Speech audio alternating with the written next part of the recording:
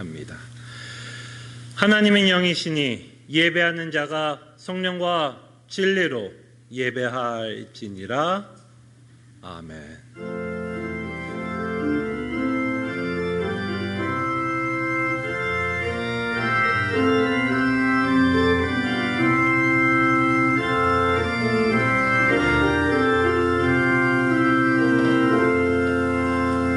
우리에게 구원을 베풀어 주시사 우리를 초대해 주시며 하나님께 예배하게 하심에 감사드립니다. 하나님께 예배할 때에 주의 영광을 보며 주 앞에 경외하며 무릎을 꿇고 하나님께 예배하는 귀한 예배의 시간이 되게 하여 주시옵소서. 함께 하심에 감사하고 모든 기도 주 예수 그리스도 이름으로 기도합나이다. 아멘. 함께 찬송가 21장 찬송합니다.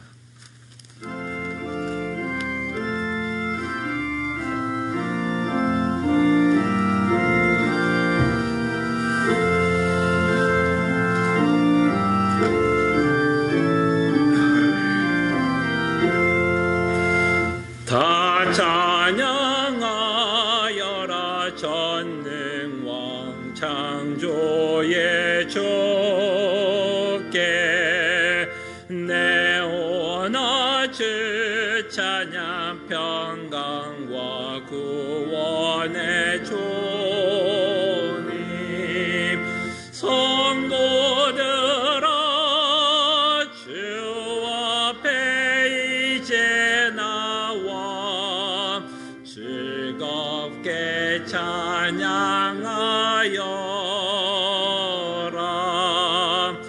다 찬양하여라 놀라운 만유의 주께 포근한 날개 민을 품어주시는 주님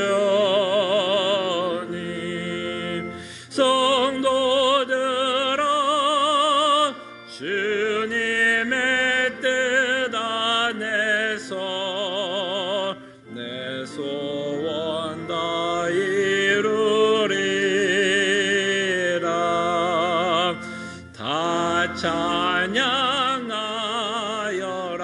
온 몸과 마음을 바쳐 이 세상 만물이 주 앞에 다 나와 찬양 성도들아 기쁘게 소리 높여 영원히 찬양하여라.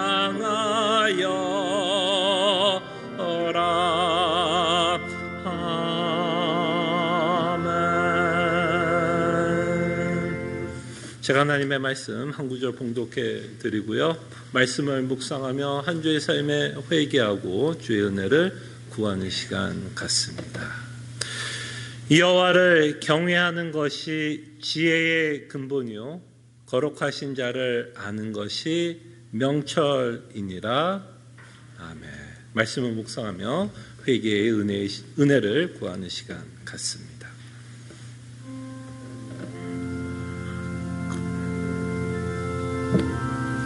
주님, 정말 우리가 여호와를 힘써 알아가게 하여 주시고 여호와를 힘써 알아갈 때에 주를 경외하며 살아가는 하나님의 백성 되게 하여 주시고 하나님을 경외하며 살아가기에 하나님을 의식하며 살아가는 주의 백성 되게 하여 주시옵소서.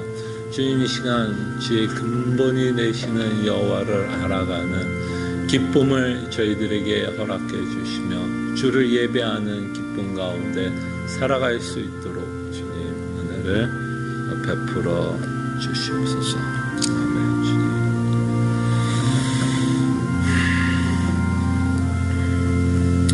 우리가 힘써 여호와를 알아가며 주를 알아갈 때에 여호와를 경외하며 살아가는 은혜를 허락해 주시옵소서. 우리가 하나님을 경외하며 살아가고 있기에 하나님을 의식하며 살아가는 주의 백성들 되게 하여 주시옵소서. 감사하고 살아계신 예수 그리스도의 이름으로 기도합나이다. 아멘. 함께 일어나셔서 찬송가 20장 찬송합니다.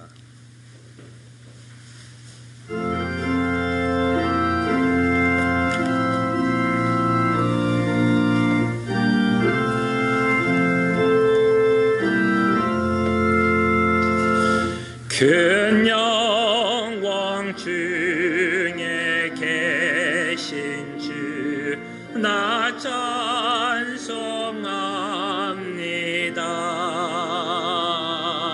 영원히 계신 주 이름 나 찬송합니다.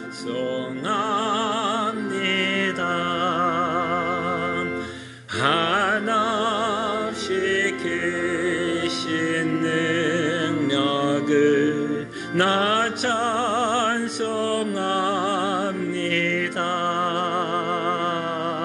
참되고 미쁜 그 원양 나 찬송합니다. 온 천지 창조하시던 그 말씀이 미서 영원히 변치 않는 줄 나 믿사옵니다.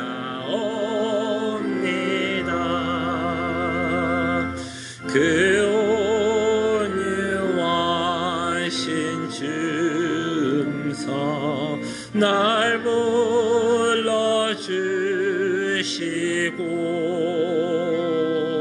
그 품에 품어주시니 나 찬송합니다.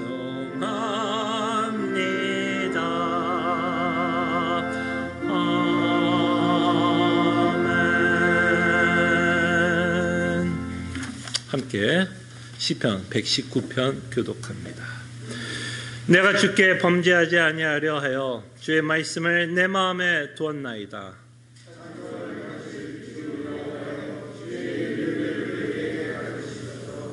주의 입의 모든 규례들을 나의 입술로 선포하였으며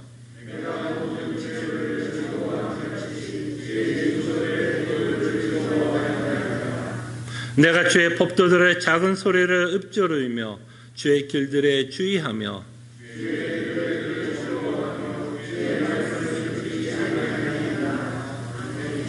아멘. 우리 신앙을 함께 고백합니다. 전능하사 천지를 만드신 하나님 아버지를 내가 믿사오며 그 외아들 우리 주 예수 그리스도를 믿사오니 이는 성령으로 잉태하사 동정조 마리아에게 나시고 본디오 빌라도에게 고난을 받으사 십자가에 못 박혀 죽으시고 장사한 지 사흘 만에 죽은 자 가운데서 다시 살아나시며 하늘에 오르사 전능하신 하나님 우편에 앉아 계시다가 저려서 산 자와 죽은 자를 심판하러 오시리라. 성령을 믿사오며 거룩한 공예와 성도가 서로 죄를 사하여 주신 것과 몸이 다시 사는 것과 영원히 사는 것을 믿사옵나이다. 아멘. 자리에 앉으시겠습니다. 함께 찬송가 80장 찬송합니다.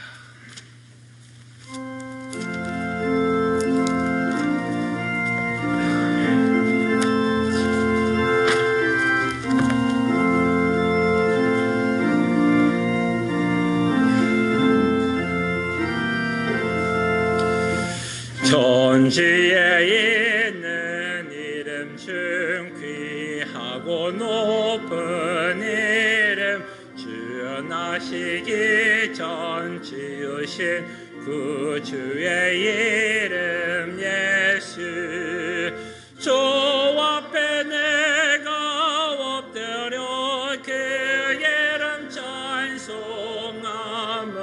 내 귀에 들린 말씀 중 귀하신 이름 예수.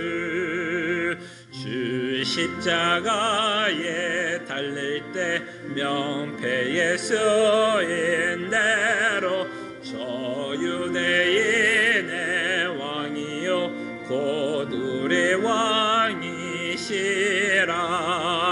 저 앞에 내가 엎드려 그 이름 찬송함은 내 귀에 들린 말씀 중 귀하신 이름 예수. 지금도 살아 계셔서 언제나 하시는 일. 나 같은 죄인 부르사 참 소망 주시도다. 저 앞에 내가 엎드려 그 이름 찬송함은 내 귀에 들린 말씀 중 귀하신 이름 예수.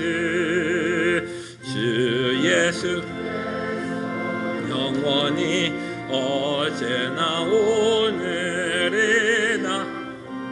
이름으로 우리에게 참 복을 내리신다.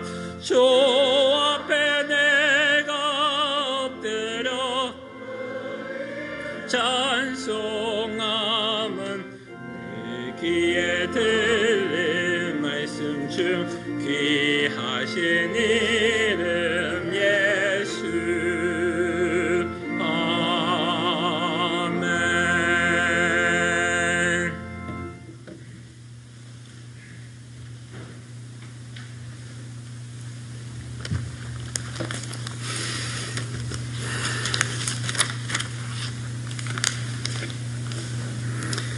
함께 기도드리시겠습니다.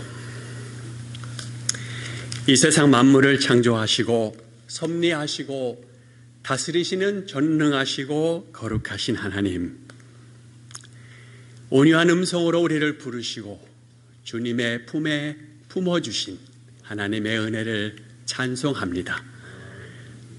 우리의 마음과 뜻을 다해 드리는 우리의 예배를 받아 주시옵소서. 하나님, 죄로 인해 전적으로 타락하여 예배를 통한 사귐을 잃어버리고 저희 마음대로 살았던 저희들을 긍휼하심으로 부르시사 예비하신 독생자 예수 그리스도를 보내시어 십자가에 달려 죽으시고 부활하심을 통해 우리를 속량하시어 의롭다 칭하시고 우리에게 예배를 회복시켜 주신 성부, 성자, 성령 삼위 하나님께 찬양과 감사와 영광을 올려드립니다. 이 아침도 전적인 하나님의 은혜로 말미암아 성령과 진리로 예배드리며 삼위 하나님과 사귐이 있게 하시고 특별히 성령에 의해 믿음으로 머리 되신 예수 그리스도에게 연합된 온 성도가 함께 예배드리는 큰 기쁨 주신 것 감사드립니다. 하나님 아버지, 사나 죽으나 나는 나의 것이 아니요 신실하신 구주 예수 그리스도의 것이기에 그분만이 나의 유일한 위로가 된다고 고백한 선진들의 믿음을 본받기 원합니다. 하지만 여전히 우리 안에 남겨진 죄성과 연약한 믿음으로 말미암아 이 땅의 우상들에게서 위로받으려 하는 하나님, 우리의 죄를 용서하여 주시옵소서. 오늘도 정죄함이 없다고 선포하신 언약을 기억하며 또다시 조금씩 성화의 삶, 거룩한 삶을 살고자 하나님 앞에 나왔습니다. 말씀을 통하여 배우는 복음에 대한 바른 지식과 성령께서 우리 안에 주시는 신뢰를 통한 참된 믿음, 구원하는 믿음 가지고 우리의 삶 가운데 하나님을 경외하며 늘 은식하는 가운데 하나님을 영화롭게 하고 영원토록 그를 즐거워하는 우리 삶의 목적을 바로 깨달아 가도록 우리를 도와주시옵소서. 하나님 아버지, 영혼의 닷같이 견고하고 튼튼한 소망 가지고 그리스도 안에서 우리에게 주신 약속들을 믿는 믿음 더하여 주시어 하나님을 영화롭게 하여 주옵소서. 또한 장차 하나님의 나라에서 천사들과 함께 구원과 영광과 능력이 우리 하나님께 있음을 찬양할 하늘의 예배를 소망하며 이 땅에 사는 동안 기쁨으로 하나님의 이름을 부르며 드리는 예배로 하나님을 영화롭게 하기 원합니다. 그리고 각자에게 주신 은사를 따라 그리스도의 몸된 교회를 세우는 일과 성도의 유익을 위해 서로 섬기는 일로 하나님을 영화롭게 하게 하여 주옵소서. 그리스도의 말씀이 너희 속에 풍성히 거하여 모든 지혜로 피차 가르치며 권면하고 또한 누구든지 죄의 유혹으로부터 완고하게 되지 않도록 매일 피차 권면하라는 말씀을 마음에 담고 사랑으로 서로 종노릇하는 하나님 보시기에 아름다운 시애틀 남포 제일교회로 세워져 가게 하옵소서. 하나님 아버지, 특별히 육신이 연약한 성도들에게 성령 하나님께서 힘주시어 소망의 견고함으로 지켜주시고 옆에서 돌보시는 가족들의 건강과 믿음도 붙들어 주시길 간구드립니다. 또한 여러 가지 삶 속에 닥치는 고난 가운데 있는 성도들을 위로하시고 복음의 위로가 저들의 마음과 생각을 지켜주시어 어려움을 이겨낼 수 있도록 도와주시기 원합니다. 교육관에서 하나님 말씀을 배우는 학생들 성령 하나님 함께 하시사 저들의 심령이 하나님의 말씀이 깊이 심기워져 열매 맺게 하시고 늘 수고하시는 선생님들에게 말씀의 풍성한 은혜로 채워주시기를 기도드립니다. 하나님 아버지, 저희 교회에서 늘 위하여 기도하는 카자흐스탄, 캄보디아 그리고 조셉 목사님 사역하시는 멕시코 선교지의 각 교회들을 말씀 위에 든든히 세워주시며 때를 따라 도우시는 손길로 저들의 필요를 채워주시고 일선에 나가 우리 모두가 선교 사역에 동참하지는 못하지만 저희 각자의 심령에 기도하는 가운데 선교와 전도에 대한 열정을 더하여 주시기를 기도드립니다. 또한 새로이 개척한 워싱턴 새언약 교회와 아틀란타 남포교회에도 풍성한 말씀과 성령의 역사가 있게 하시며 뉴 라이프 미션 소속 자매 교회들도 복음으로 든든히 세워져 갈 수 있도록 하나님 역사하여 주옵소서. 하나님 아버지, 오늘은 특별히 성찬식을 갖습니다. 주님께서 나의 영생을 위해 자신의 몸과 피로 내 영혼을 먹이시고 마시움을 깨닫고 확신하며 우리에게 주신 새 언약을 기억하며 성찬을 나누게 하여 주옵소서. 이제 송근춘 목사님 나오셔서 하나님의 말씀을 선포하실 때 성령께서 주의 사자를 시종 담대하게 붙들어 주시며 복음이 큰 기쁨 가운데 우리의 심령에 역사하도록 성령님 도와주시옵소서. 이 모든 말씀 예수 그리스도의 이름으로 감사드리며 기도드리옵나이다. 아멘.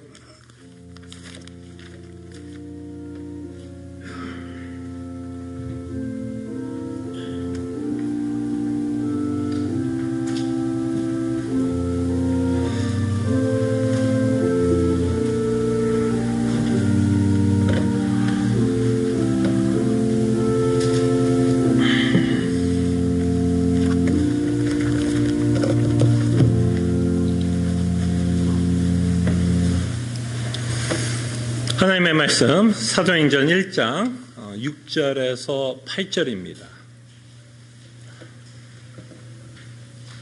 사도행전 1장 6절에서 8절입니다.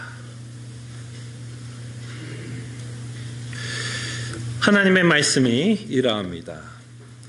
그들이 모였을 때에 예수께 여쭈어 이르되 주께서 이스라엘 나라를 회복하심이 이때니까 하니 이르시되 때와 시기는 아버지께서 자기의 권한에 두셨으니 너희가 알 바 아니요 오직 성령이 너에게 임하시면 너희가 권능을 받고 예루살렘과 온 유대와 사마리아와 땅끝까지 이르러 내 증인이 되리라 하시니라.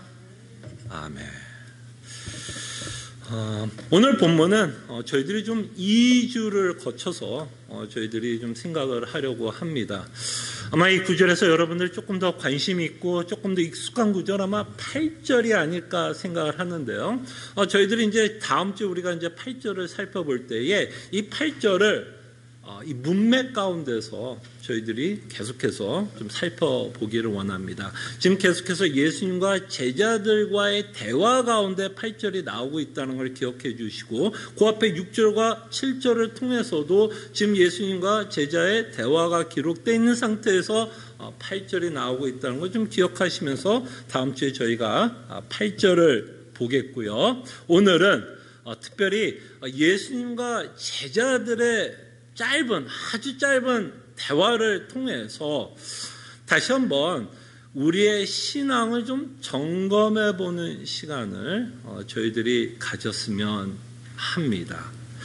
자, 예수님이 부활하셨습니다. 그리고 승천하기까지 40일의 기간을 지금 기록하고 있는 내용을 저희들이 보고 있습니다. 1장 서론부의 내용이 그 내용이죠. 그래서 예수님은 승천 전 40일 동안 무엇을 가르치고 있었냐면 하나님의 일에 관해서 가르치고 있었습니다. 그 하나님의 일에 대해서 여러분들이 생각을 하면 왜 제자들이 예수님에게 오늘 보려고 하는 그 질문을 하고 있는지를 저희들이 생각하게 됩니다. 하나님의 일에 대해서 말씀을 하고 있고 곧 때가 올 텐데 어떤 때가 올 거냐면 요한의 세례가 아닌 성령 세례를 너희들이 받을 것이다 라고 마치 예언을 하고 앞으로 며칠 있을 일에 대해서 지금 말씀하고 있습니다. 그래서 지금 예수님은 하나님의 일과 뭐가 연관이 있다는 걸 보게 되면 성령 세례와도 엄청난 관계가 있다라는 것을 저희들이 보게 됩니다. 이런 대화를 나누고 있는 가운데 제자들이 예수님에게 엿듣고 있는 내용을 저희들이 살펴보려고 합니다. 자, 예수님은 성령 세례를 받고 나면 예수님이 성령 세례에 대해서 말씀하고 나서, 그러니까 성령 세례를 받을 거에 대해서 말씀하고 나서 참 재미나는 제자들의 반응을 보게 됩니다. 제자들은 무엇을 기대했나요? 분명히 예수님이 성령 세례를 받을 거라고 말씀하고 나서 제자들이 무슨 얘기냐면 이때가 되면, 이때가 언제예요? 성령 세례를 받을 때가 되면 그때 어떤 일이 될 거에 대한 기대가 있어요. 이스라엘 나라에 회복되는 때가 그때냐라고 물어봅니다. 자, 여러분, 제가 왜 이 말을 하냐면 지금 이 제자들은 무엇을 기대하고 있고 무엇에 관심을 갖고 있는지를 한번 보셨으면 합니다. 그죠? 이들의 관심을 보시길 바라요. 이들이 기대하고 있는 내용을 보시길 바랍니다. 자, 그럴 때 이들의 관심과 이들이 갖고 있는 기대가 오히려 예수님의 가르침을 듣고 믿는데 방해가 되고 있어요? 유익이 되고 있어요? 방해가 되고 있는 것 같아요? 유익이 되고 있는 것 같아요? 방해가 되고 있는 것을 우리가 보게 됩니다. 참 재밌죠? 자, 그럴 때 우리가 계속해서 살펴본 것처럼 예수님이 이제 성령 세례를 줄 거라고 말씀을 하고 있는데 이제 우리가 이제 2장을 통해서 성령 하나님이 내려오시는 광경을 저희들이 볼 거고 오순절이라고 하는 어마어마한 절기 때 있었던 이 사건을 보게 될 텐데 그 사건의 결론은 뭐예요? 그 성령 하나님을 통해서 예수 그리스도께서 시즌 1, 그죠? 공간복음서로 통해서 가르친 무엇을 깨닫게 하는 일이죠? 예수 그리스도의 복음을 깨닫게 하기 위해서 성령의 세례를 줄 것을 말씀하고 있고 이 복음과 함께 하나님의 나라에 대해서 가르치고 있었는데 이 제자들의 마음은 제자들의 기대와 관심은 영적인 하나님의 나라에 관심이 있기보다는 이들은 어떠한 나라에 대해서 관심을 가졌어요? 이스라엘의 정치적인 나라에 대한 관심을 가졌습니다. 그러니까 이들은 하나님의 나라라고 이야기했죠. 예수님이 하나님의 나라라고 했을 때 그 하나님의 나라를 어떤 식으로 이해한 거예요? 정치적인 이스라엘 나라의 회복에 대해서 이해를 하고 있었습니다. 자, 그럴 때 우리는 참 재미나는 광경을 보게 됩니다. 같은 장소에서 같은 가르침을 받았던 제자들, 지금 예수님과 제자들은 같은 마음을 갖고 있나요? 어떠세요, 여러분? 같은 마음을 갖고 있어요? 전혀 다른 마음을 갖고 있다는 것을 보게 됩니다. 그럴 때 우리가 이런 것을 표현하는 사자성어가 뭐죠? 동상이몽이라는 단어를 쓰게 됩니다. 같은 곳에 있었지만 서로의 생각이 다르다라는 의미가 동상이몽이에요. 분명히 이들은 3년 동안 예수님과 함께 있었고 가르침을 받았고, 그리고 부활하신 것까지도 목격했으며 40일 동안 예수 그리스도의 복음과 하나님의 나라에 대해서 가르치고 있었지만, 이들은 지금 예수님이 가르치고자 하는 메시지를 듣고 있어요? 안 듣고 있어요? 안 듣고 있다라는 것이 이 본문이 갖고 있는 아주 흥미로운 말씀입니다. 같은 자리에 있다고 해서, 그죠? 같은 예수님과 같은 자리에 있다고 해서 이들이 지금 예수님이 가르치고자 하는 그 메시지를 받지는 못하고 있다라는 것을 보게 됩니다. 자, 그럴 때 우리가 좀 고민을 하고 싶은 건 왜 제자들은 예수님이 가르치고 있는 이 말씀에 대해서 이해를 못하고 깨닫지 못하고 있는지를 저희들이 좀 생각해 봤으면 합니다. 근데 저희들이 이 사도행전을 통해서 계속해서 말씀을 드리고 싶은 건, 이거는 제자들의 문제일까요? 우리의 문제일까요? 제자들만이 갖고 있는 문제일까요? 이거는 우리도 갖고 있는 문제일까요?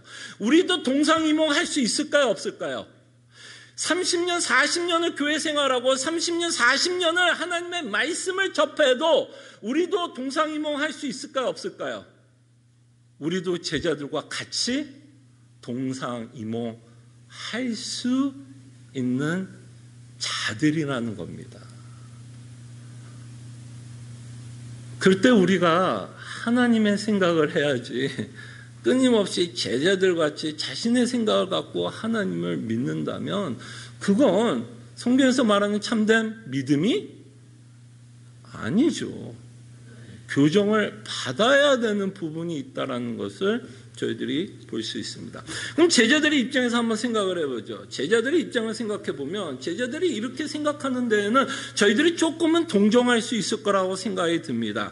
왜 이들이 이스라엘에 대한 회복에 대한 관심을 갖고 있었나요? 여러분, 지금 역사적으로 어떤 시대에 있었냐면, 이들이 지금 이스라엘이 어디에 속박에 있었죠? 속국이었죠. 로마의 속국이었습니다. 마치 우리 일제 감정기처럼 일제 하에 있었던 우리나라를 생각해 보시면 지금 제자들의 마음을 여러분들이 특별히 알 겁니다. 그죠? 일제 감정기 때 우리나라 조선인들이 원했던 게 뭐예요?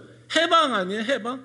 그래서 독립투사를 통해서, 어떠한 인물을 통해서, 어떤 리더를 통해서 일본에서 해방을 원했던, 그죠? 그 내용들 우리는 다 알고 자라왔고, 여러분들도 직접 그것을 경험하신 분들도 있었을 겁니다. 이럴 때 제자들의 마음도 어땠을까요? 뭔가 정치적인 해방을 원했을까요? 원하지 않았을까요? 당연히 정치적인 해방을 원했겠죠.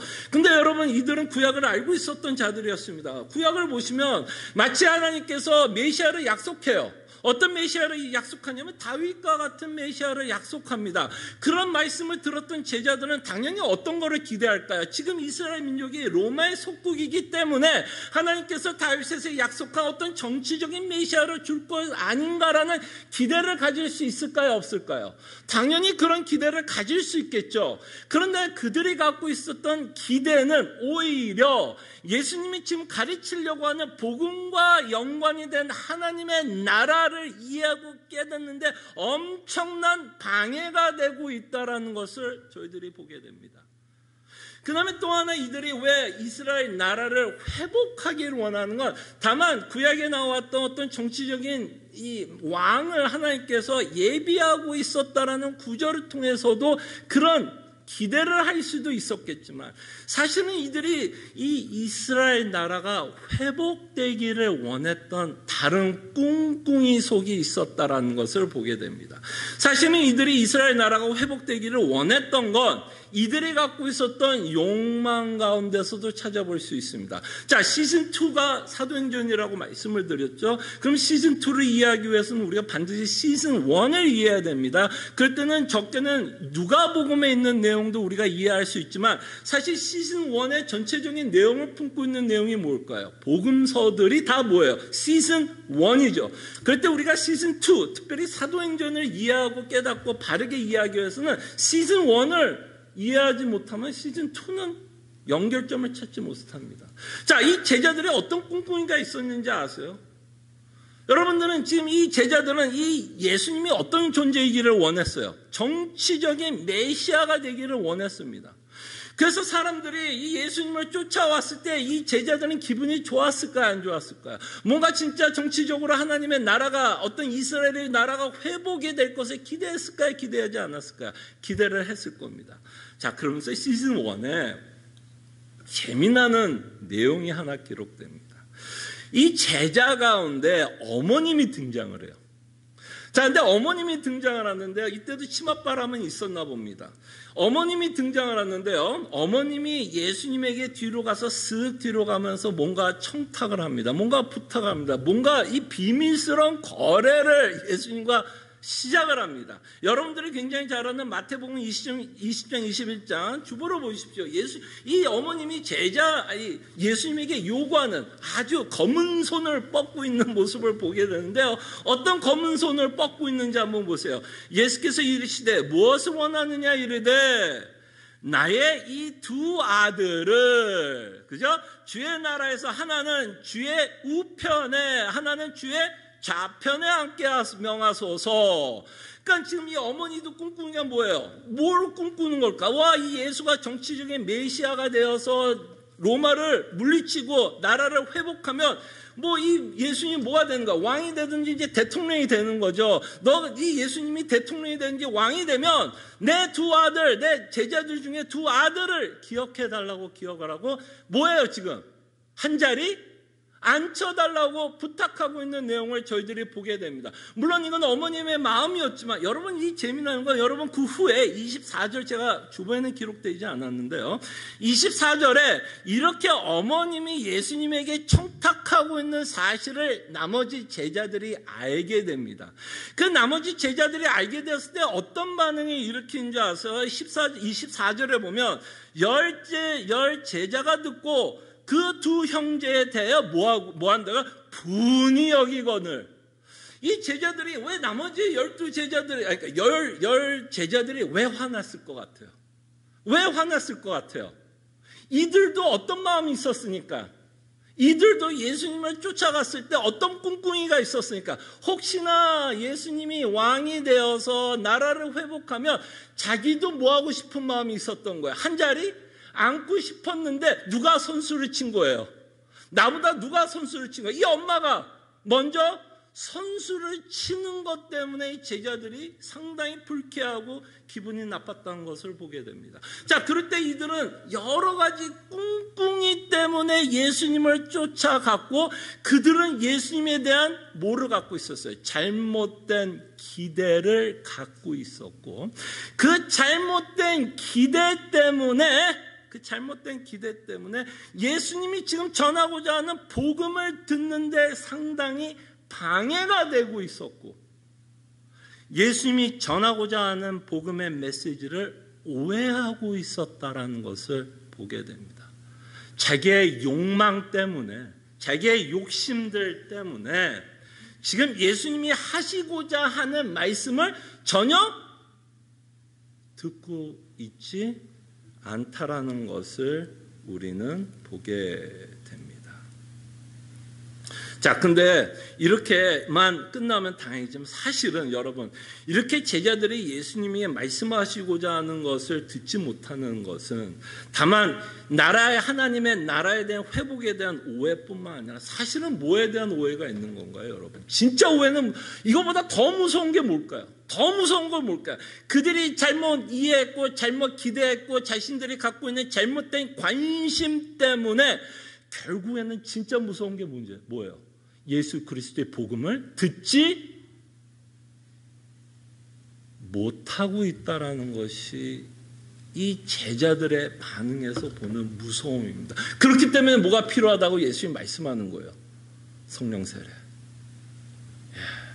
이들의 생각에 교정이 있어야 되는데 그 일은 이제 언제부터요? 성령 세례를 통해서. 그때서야 이제 뭐예요? 그때서 뭐예요? 예수님이 시즌 1에서 가르쳤던 복음의 참된 내용을 그들이 갖고 있던 수많은 인포메이션, 잘못된 인포메이션, 바른 인포메이션이 이제 성령 하나님을 통해서 이제 그게 뭐야? 구슬이 이제 모아지는 거예요. 이제 맞춰지는 일들이 벌어지게 됩니다. 그렇기 때문에 이들에게 필요했던 분은 누구예요? 성령 하나님이다라는 것을 우리가 보게 됩니다. 자, 우리가 이 장을 통해서 우리가 이제 조금 더 이 부분은 더 살펴보겠지만 저는 이 제자들의 모습을 보면서 우리의 모습을 점검해 봤으면 합니다. 혹시 우리가 예수님을 믿고 하나님을 믿고 복음을 믿고 있는 데 있어서 우리도 잘못된 기대, 여러분들이 하나님에 대한 잘못된 기대 또는 여러분들이 하나님에 대한 잘못된 관심 때문에 혹시 우리도 제자들과 같이 예수 그리스도의 복음을 바르게 믿지 못하고 있는 모습은 없는지를 저희들이 좀 생각해 봤으면 합니다. 자, 그럴 때 우리가 기대하는 복과 하나님이 말씀하는 복에 차이가 있을 때가 참 많습니다. 우리가 기대하는 복은 어떤 복을 기대하죠? 우리가 기대하는 복, 우리가 기대하는 복은 여전히 죄성이 남아있기 때문에 어떤 복을 기대할 때가 있냐면 세상을 향한 복을 기대할 때가 있습니다. 기대할 때가 참 많아요. 여전히 우리 안에 죄성이 남아있기 때문에 하나님이 우리에게 복을 주신다라고 이야기할 때는 우리가 원하는 복이 있다라는 겁니다. 우리가 기대하는 복이 있고요. 내가 관심 있는 복이 있는데 그 복은 세상과 굉장히 밀접한 복이라는 것을 우리는 발견하게 됩니다. 그랬을 때 우리는 이 단어를 세속적이다라고 부르고 싶습니다. 세속적인 복을 우리는 추구하게 됩니다. 여전히 우리가 죄성을 갖고 있기 때문에 세속적인 복을 추구할 수밖에 없어요. 이 죄성이 갖고 있는 무서움입니다. 그게 제자들의 모습을 통해서도 보인 거 아닙니까? 한 자리 두 자리 앉고자 하는 건 결국 뭐야? 세속적인 복. 자기가 서러웠지 않았습니까? 업으로서 사람들에게 천대를 받고 사람들에게 무시를 당했던 거, 내가 믿고 살아왔던 그 예수가 왕이 된다면 한 자리에 앉아 뭐 하고 싶은 거야? 출세하고 싶고 자기가 갖고 있는 권세를 누리고 싶고 이게 뭐야? 다 세속적인 복이라는 것을 우리는 보게 됩니다. 그래서 세속적이란 말은 어떤 말이냐면 하나님보다 세상에 더 많은 관심과 기대를 갖고 살아가는 마음을 저는 세속적이다라고 말하고 싶습니다. 다시 한번 말씀드리겠습니다. 우리 마음에는 세속적인 마음이 참 많은데요. 세속적이란 마음은 뭐냐면 하나님보다 세상에 더 많은 관심과 기대를 갖고 살아갑니다. 그럴 때 이 세속적인 마음은 하나님보다 세상에 더 많은 관심과 기대를 갖고 있기 때문에 세상 가치관이 나에게 영향을 준다 안 준다? 영향을 주게 되어 있습니다. 왜냐하면 세상에 대한 관심이 있기 때문에 세상이 말하는 가치, 세상이 말하는 복이 내가 원하는 복이 되어가고 있는 것을 보게 됩니다.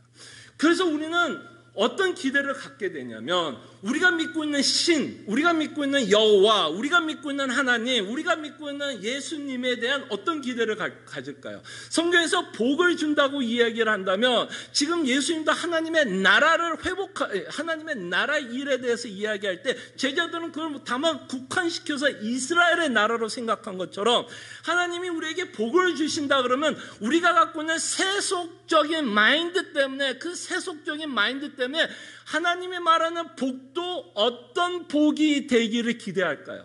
어떤 복이 되기를 기대할까요? 세속적인 복이 될 것을 기대하고 그것을 우리는 하나님께 요구하게 됩니다. 그럴 때 이것을 우리는 어떤 신앙이라고 부르냐면 기복적 신앙이라고 이야기를 합니다. 그리고 하나님이 내 기대에 미치는 복을 주지 않으면, 즉 어떤 복이에요? 세속적 복을 주지 않으면 우리는 이 신에 대한 관심을 잃어버릴까요? 더 관심을 갖게 될까요? 당연히 잃어버리게 됩니다. 왜? 내가 기대했던 복을 주지 않는 이 하나님을 굳이 내가 믿을 이유가 있을까요? 없을까요? 굳이 믿을 이유가 없죠. 그럼 다른 신을 또 찾게 되는 거 아니겠습니까? 그래서 우리가 갖고 있는 이 세속적 마인드, 우리가 갖고 있는 이 세상 가치관은 우리가 하나님을 믿는데 얼마나 큰 방해와 오해를 주고 있다는 것을 우리가 보았으면 합니다. 근데 더 무서운 건요, 모른다라는 거예요. 내가 이토록 세속적으로 세뇌를 받고 있다는 것을 모른다라는 겁니다. 제자들도 알았을까요? 몰랐을까요? 제자들이 잘못된 생각을 갖고 있었다면 예수님에게 이스라엘 나라의 회복이 이때입니까? 물어봤겠어요? 당연히 안 물어봤겠죠. 그것이 자기네들은 모았다고 생각하니까, 혹시 그것이 옳다라고 생각하기 때문에 예수님에게 물어본 거 아니겠습니까? 그럴 때 우리도 너무나 죄성을 갖고 있어 세속적 가치관에 물들여 살다 보니까 성경을 읽을 때에도 하나님이 복을 주신다는 단어가 어마어마하게 많죠. 어마어마하게 많습니다. 구약을 읽어보면 너무너무 많아요. 그럴 때 우리는 그 복을 어떻게 해석할까요? 어떻게 해석할 것 같아요, 여러분? 여러분들의 기대와 관심에 맞게끔 그 본문을 해석하고 믿게 된다라는 거예요. 하나님은 전혀 그 복에 대해서 세속적인 복을 말하지도 않고 있는데도 우리는 우리가 갖고 있는 생각으로 그 본문을 보고 그렇게 해석하고 하나님이 세속적인 복을 주겠지라는 기대를 갖고 신앙생활을 하게 됩니다.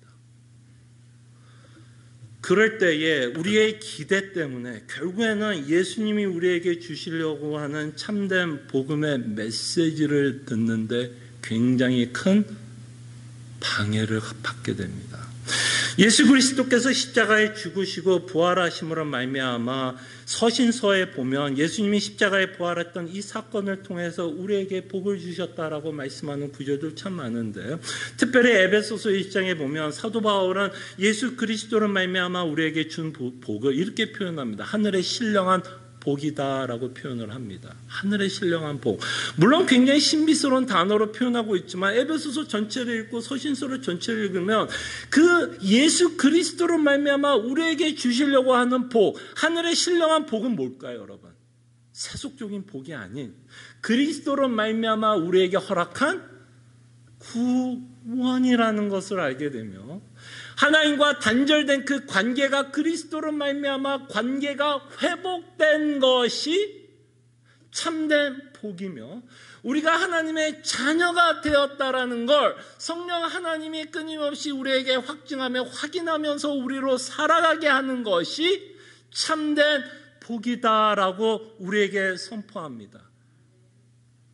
그런데 이 말씀을 듣는 데의 방해는 우리에게 이성이 없어서 제가 하는 말을 여러분들이 제가 영어로 하지 않고 한국말로 하잖아요. 이 말이 안 믿어지는 이유가 여러 가지 이유가 있겠지만 이것이 안 믿어지는 이유가 뭐예요? 이미 여러분들이 갖고 있는 전제들이 있어서예요.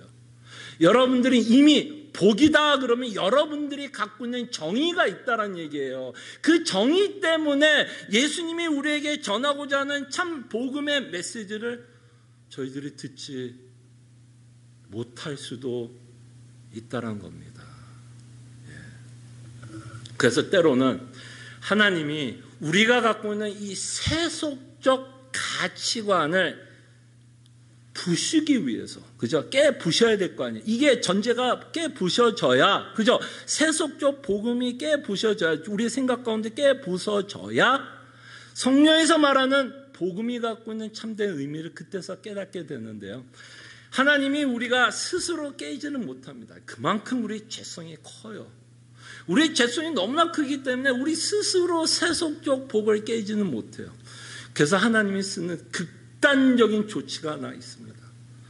저도 이 방법은 쓰지 않기를 원하는데 하나님이 쓰는 극단적인 조치가 뭐냐면 하나님의 백성들에게 뭐를 허락하냐면 고난을 허락합니다. 고난을 허락해요. 그 고난을 허락해서 하나님이 여러분들 하여금 뭐를 깨닫게 하냐면 이 세속적 복이 부질 없구나.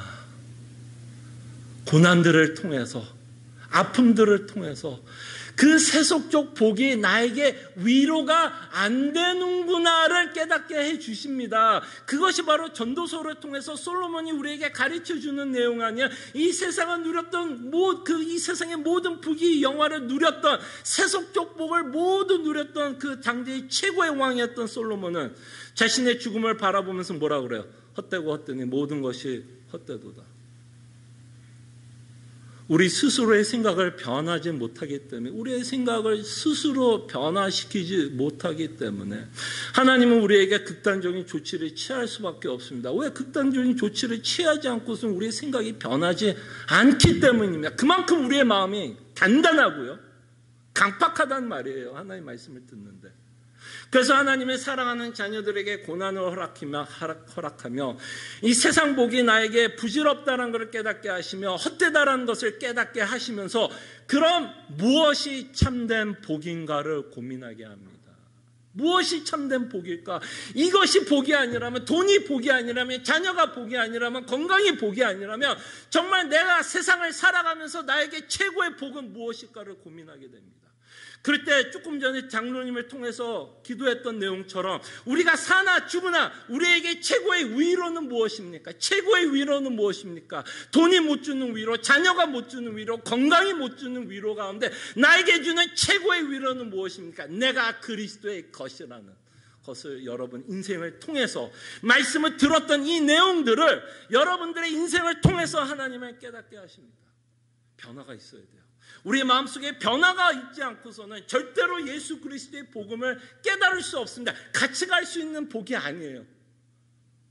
같이 갈 수 있는 복이 아니에요. 세속적 복과 하늘의 신령한 복은 절대로 같이 갈 수 있는 복이 아니에요. 둘 중에 하나는 없어져야 돼요. 세속적인 복을 계속 복이라고 생각하며 살든지 아니면 참 복음을 복음으로 갖고 살든지 두 개는 다 못 붙잡고 갑니다. 두 주인은 섬길 수 없습니다. 그 다음에 또 하나 복음을 믿는데 우리에게 방해가 되고 있는 건 인간에 대한 생각인 것 같아요. 인간에 대한 생각. 여러분들 보편적으로 사람들이 인간에 대해서 어떤 마음을 갖냐면 인간은 대단한 존재라고 생각을 합니다. 어떻게 보면 대단한 존재죠. 저는 맨날 시태 공항을 나갈 때마다 참 인간이 참 대단한 존재라고 생각을 합니다. 여러분 비행기 여기 계신 분들 비행기 많이 타보셨죠? 근데 여러분 비행기 그 고철덩어리 아닙니까? 엄청난 무거운 고철덩어리가 하늘을 떠요. 그럼 막 10시간도 갑니다. 한국에 막 9시간, 10시간은 그냥 하늘에 붕붕붕 뜨면서 갑니다. 야, 이것을 발명하는 인간의 그 지식, 지혜, 이성, 그럼 참 대단하다는 생각 들지 않습니까? 그래서 인간 스스로가 참 자화자찬하면서 살아갑니다. 인간을 참 대단하다고 생각하고 인간은 참 잘났다고 생각하고 모든 문제를 풀어 헤쳐 나갈 수 있는 어마어마한 무시무시한 존재로 생각을 합니다. 그러나 요사이는 이제 팬데믹 때문에도 이제 이런 생각도 많이 좀 깨지기는 했어요. 팬데믹을 통해서 이 바이러스 앞에서도 인간이 풀지 못하는 숙제를 만남으로써 인간이 갖고 있는 어떤 존재에 대해서 이제는 조금 옛날보다는 대단하다기보다는 조금 뭔가 부족하다라는 생각을 하게 되는데요. 어쨌든 인간은 스스로 대단한 존재라고 생각합니다. 그리고 어떤 면에서도 대단한 존재라고 생각하냐면 이렇게 생각할 때가 있는 것 같아요. 인간은 완벽하지는 않으나 사람들하고 비교하면 인간은 완벽하지 않고 완전한 도덕적으로 온전하게 살아가지는 못하지만 그래도 인간은 참 최대한을 다해서 최선을 다해서 올바르게 살아가려고 하는 사람들을 보면서 인간의 도덕성을 굉장히 높이 평가합니다. 이렇게 인간에 대해서 굉장히 높이 평가하는 우리의 죄성 때문에 성경에서 인간에 대해서 말씀하고 있는 내용도 듣는데 굉장한 방해를 받는다고 생각을 합니다. 인간은 전적으로 타락했고요. 인간은 무능합니다. 스스로 하나님을 믿을 수 없어요. 바이러스는 발견할지 모르겠습니다. 골초덩어리를 비행기로 만들어서 하늘에 10시간을 뛰게 하는 어마어마한 발명을 할 수 있을지 몰라도 인간 스스로는 하나님을 믿을 수 있는 능력은 없습니다. 그리고 끊임없이 인간은 자신이 굉장히 잘났다고 생각합니다. 여러분 왜 싸울까요? 여러분 사람과 사람은 왜 싸울까요? 여러분 부부에서 왜 싸워요? 왜 인간관계가 있어요? 대부분 다 내가 잘났다고 이야기하는 거 아닙니까? 이거를 다른 말로 표현하면 뭐예요? 내가 옳다라고 생각합니다. 내가 옳으면 상대는 어떻게 돼야 돼요? 당연히 틀린 거죠. 그러니까 둘이 어떻게 할 수밖에 없어요. 둘이 싸울 수밖에 없죠. 인간은 스스로 의롭다라고 생각을 합니다. 그래서 예수님이 전하는 복음을 듣는데 굉장히 큰 방해를 얻어요. 그리고 예수님이 이 땅에 오셔서 시즌 1에 있는 공간복음서를 여러분들이 보시면 예수님이 이 땅에 오면서 끊임없이 선포했던 말씀 가운데 하나가 뭐죠? 회개하라는 거였어요. 회개. 이 말에 대해서 가장 크게 거부감을 일으켰던 무리 중에 하나가 누구였을까요? 바리새인들이었어요. 바리새인들은 왜 예수님 회개하라는 말이 그렇게 거북했을까요, 여러분? 왜 예수님이 너희들은 회개해야 된다, 너희들은 독사의 자식이라고 말을 했을 때 왜 바리새인들은 그토록 예수님이 하셨던 그 말에 거부감이 있었을까요?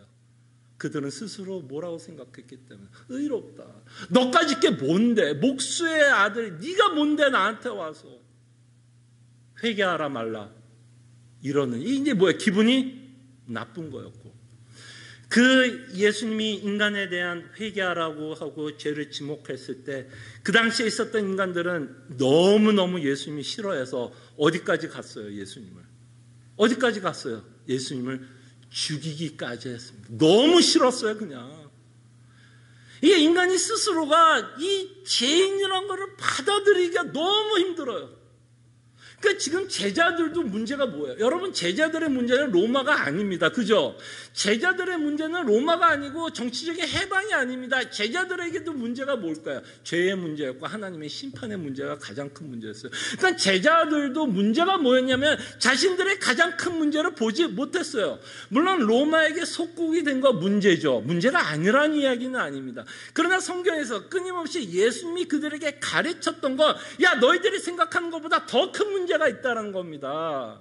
건강이 중요하지 않다는 얘기도 아니고 재정적인 문제가 중요하지 않다는 얘기도 아니고 자녀의 문제가 중요하지 않다는 얘기가 아닙니다.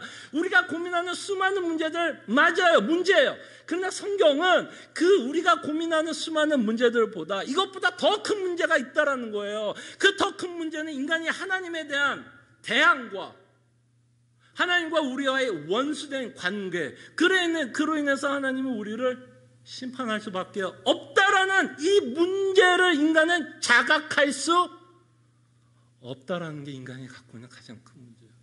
그래서 우리는 인생을 살아가면서 내 진로가 더 큰 문제고 재정적인 게 더 큰 문제고 팬데믹이 더 큰 문제고 내 자녀 문제가 더 크다고 우리는 생각하면서 살아가기 때문에 예수님이 죄인을 위해서 십자가에 죽으셨다라는 그 말이 와닿아요, 안 와닿아요? 안 와닿고 오병이어의 기적 같은 먹였다, 병 고쳤다 그런 거에 더 뭐예요? 더 많은 관심을 갖게 됩니다. 인간 스스로가 누구인지를 모르기 때문에 인간은 예수 그리스도의 복음을 믿는데 참 어렵다라는 것을 보게 됩니다. 이렇게 우리는 복음을 믿는데 우리를 방해하는 요소들이 참 많다는 것을 한번 보셨으면 합니다. 그 다음에 우리가 또 하나 말씀을 듣는데 방해가 되는 것 중에 하나가, 예수님을 믿는데 방해가 되는 것 중에 하나는 우리가 자라왔던 전통 때문에도 하나님의 말씀을 배우는데 굉장히 큰 방해가 있을 수 있습니다. 여러분들이 어떤 가르침을 받고 자라왔는지에 따라서도 하나님의 말씀을 듣는데 큰 영향을 미친다라는 겁니다. 여러분들 성령 세례하면 어떤 생각이 먼저 드십니까? 여러분들에게 성령 세례라는 말은 어떤 말로 들리십니까? 여러분들이 어떤 신앙생활, 어떤 교회에서 어떤 신앙생활을 무엇을 배웠느냐에 따라서 성령 세례는 사실 해석이 완전히 바뀝니다. 그래서 여러분들이 평생을 오순절 교회를 다녔다던가 은사주의를 굉장히 중요한 교회에 다녀서 그것에 대해서 여러분들이 가르쳤다면 이 성령 세례라는 단어를 들었을 때 여러분들은 다른 해석을 갖게 될 것입니다. 그런데 문제가 생기는 것은 어떤 문제가 생기냐면 저는 또 다른 비유를 갖고 있다는 거예요. 성령 세례에 대해서.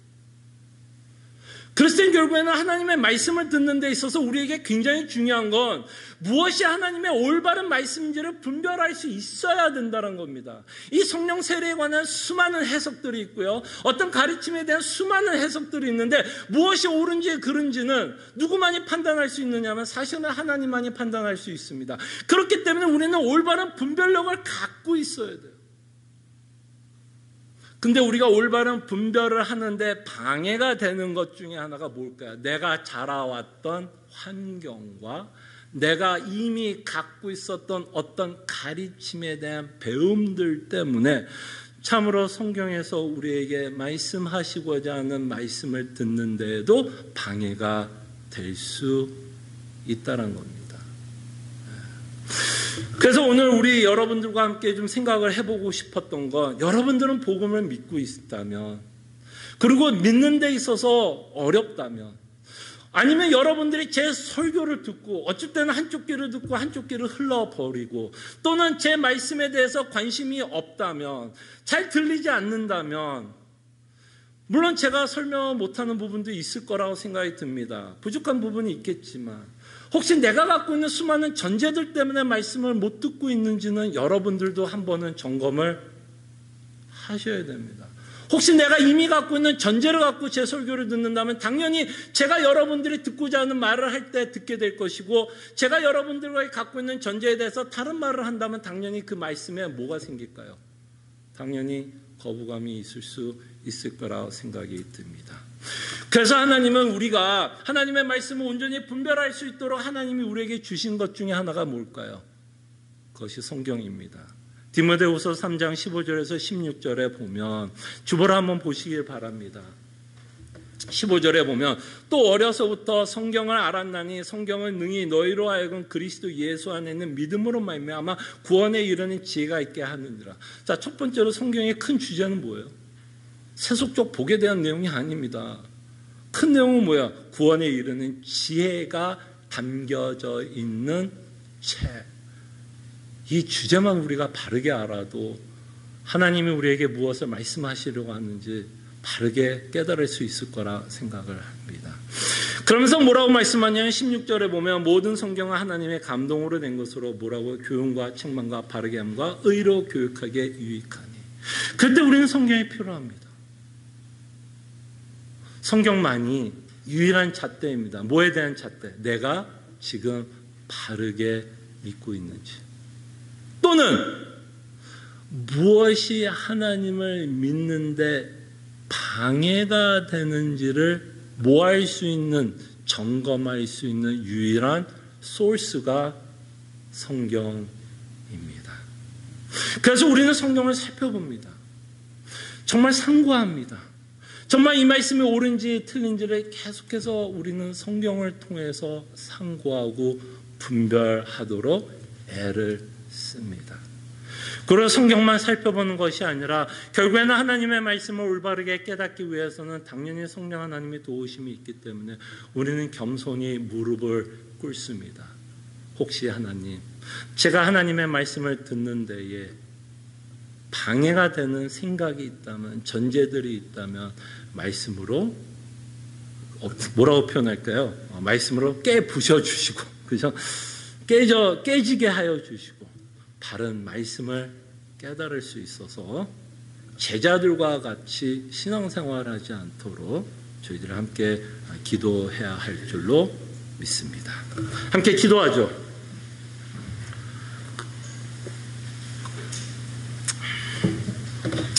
언제나 여러분들에게 말씀을 드리지만 이 제자들의 모습은 제자들의 모습으로 끝나지 않습니다.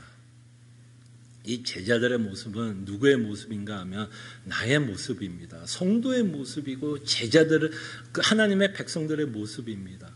그렇기 때문에 이 제자들의 이제 우리가 사도행전을 통해서 수많은 사람들을 보게 될 텐데 그들의 오류를 보고 오해를 보면서 우리의 모습도 함께 살펴봤으면 합니다. 혹시 우리도 복음을 오해하고 있는 부분이 있습니까? 너무나 세속적인 영향을 받아서 하늘의 신령한 복을 믿는데 방해가 되고 있다면 회개할 수 있도록 우리가 기도하고 정말 하늘의 신령한 복이 우리에게 가장 큰 위로요 기쁨이 될 수 있도록 기도했으면 하고요. 끊임없이 말씀을 통해서 저희들이 바르게 예수님을 믿고 있는지 겸손하게 기도하는 하나님의 백성이 될 수 있도록 함께 기도했으면 합니다. 기도하죠.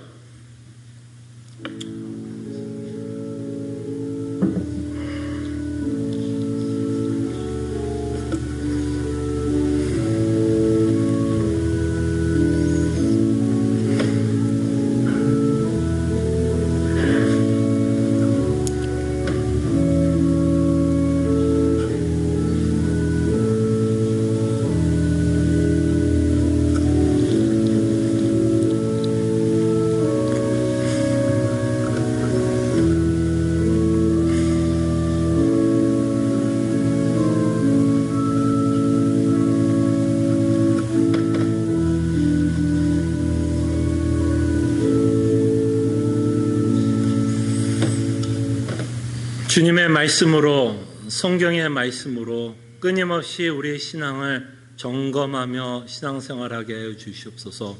혹시 우리가 하나님을 믿는 데 있어서 잘못된 기대와 관심을 갖고 하나님을 믿고 있는지 말씀으로 끊임없이 점검하며 우리가 생각하는 것 때문에 하나님을 믿는 데 방해받지 않도록 우리의 그릇된 생각이 있다면 말씀으로 깨지게 하여 주시고 올바른 하나님의 말씀을 믿고 나갈 수 있도록 주님 은혜를 베풀어 주시옵소서.